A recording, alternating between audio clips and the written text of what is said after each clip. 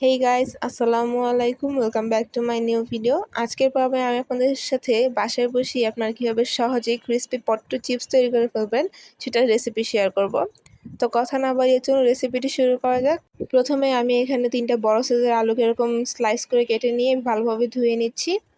ধোয়া হয়ে গেলে এবার আমি এগুলোকে সিদ্ধ করে নেব।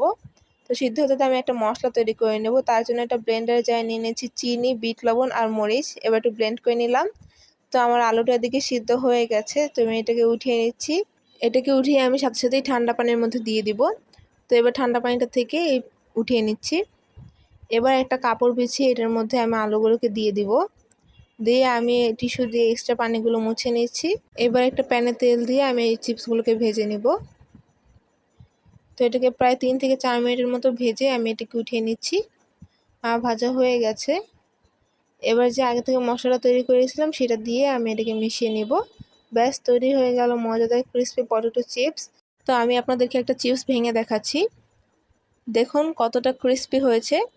তো আজকের মতো এখানেই বিদায় নিচ্ছি। রেসিপিটি ভালো লাগলে অবশ্যই লাইক কমেন্ট শেয়ার করবেন। আল্লাহ হাফেজ।